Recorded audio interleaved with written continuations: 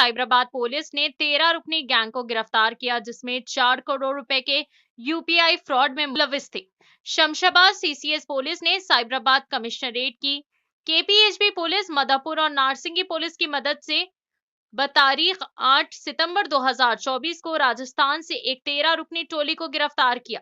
ये gang hi tech UPI, धोखाधड़ी और धोखाधड़ी की स्कीमों के एक सीरीज में मुलविस था। साइबराबाद और रचगुंडा कमिश्नरेट के तहत मुख्तलिफ पुलिस स्टेशनों के साथ साथ रियासत तेलंगाना के दीगर मेट्रोपॉलिटन शहरों में धोखाधड़ी और धोखाधड़ी के मुतअद्दिद केस रिपोर्ट हुए, जिनमें बजाज इलेक्ट्रॉनिक शामिल है और मजमूई तौर पर 4 करोड़ रुपए से ज्यादा का नुकसान हुआ। मुल्जिमान के तफसीलात: सोमराज, सुनील, लक्ष्मण, शरवण, सोमराज, शिवालाल, रमेश, श्रवण, पपुराम, श्रवण, राकेश, रमेश, अशोक।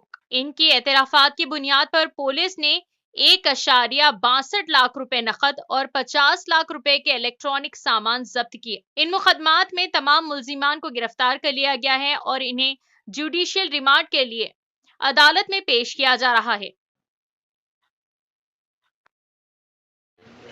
మామూలుగా మనం న్యాచురల్గా అయితే ఒక వ్యక్తి పర్చేజ్ కోసం వెళ్ళినప్పుడు మనం ఏం చేస్తాం, వస్తువులు కొన్న తర్వాత ఇన్స్టాంట్గా మనం పేమెంట్ చేయడం జరుగుతుంది.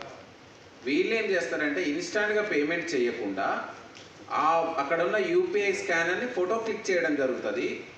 ఆ ఫోటోని ఎవరైతే వీళ్ళ కాన్స్పిరసీలో ఉన్నటువంటి వ్యక్తి ఎవడైతే ఉన్నారో అవుట్ సైడ్ ఉంటారు, మేబీ షోరూమ్ అవుట్ సైడ్ ఉండొచ్చు, మేబీ అదర్ స్టేట్లోనే ఉండొచ్చు, ఇంకా అది మనకు ఫర్దర్ ఎగ్జామినేషన్లో తెలుస్తుంది. అతను పేమెంట్ చేస్తాడు.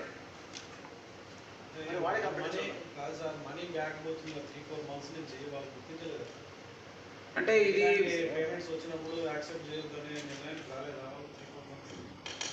ఇక అది ఇప్పుడు వాళ్ళ దృష్టికి వచ్చింది కాబట్టికనే మనకు కంప్లైంట్స్ రైజ్ చేసినారు.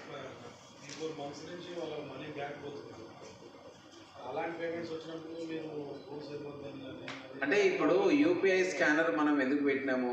For the purpose of consumer facility, easy పేమెంట్కి, రియల్ టైం పేమెంట్కి అవకాశం ఉంటుందని. కానీ దీనిలో ఉన్న చిన్న డ్రాబ్యాక్ ఏంటంటే ఎప్పుడైనా రైజ్ చేసుకోవచ్చు, 3-4 డేస్ తర్వాత కూడా రైజ్ చేసుకోవచ్చు గూడ్స్ డెలివరీ అయినాక. దాన్ని ఆసరాగా చేసుకునే అఫెండర్స్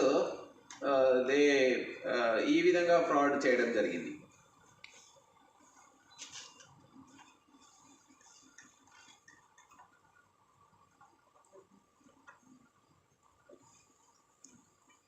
ఇందులో మనకు సైబర్ అంటే ఐటీ ఆన్లైన్ పేమెంట్స్ ఉన్నాయి కాబట్టి ఐటీ యాక్ట్ కూడా ఇన్వోక్ చేయడం జరిగింది. దీన్ని పకడ్బందీగా ఇన్వెస్టిగేషన్ కంప్లీట్ చేసి ఇందులో ఆ యూపీఐ పేమెంట్స్ చేసిన వ్యక్తులతో పాటుగా వాళ్ళ వెనకాల ఉన్న వ్యక్తులు ఎవరైనా ఆర్గనైజ్డ్ వేలో ఉన్నట్లయితే మనకు ఫర్దర్ ఇన్వెస్టిగేషన్లో తేలితే వాళ్ళ మీద కూడా మనం చట్టాల ప్రకారం చర్యలు తీసుకోవడం జరుగుతుంది.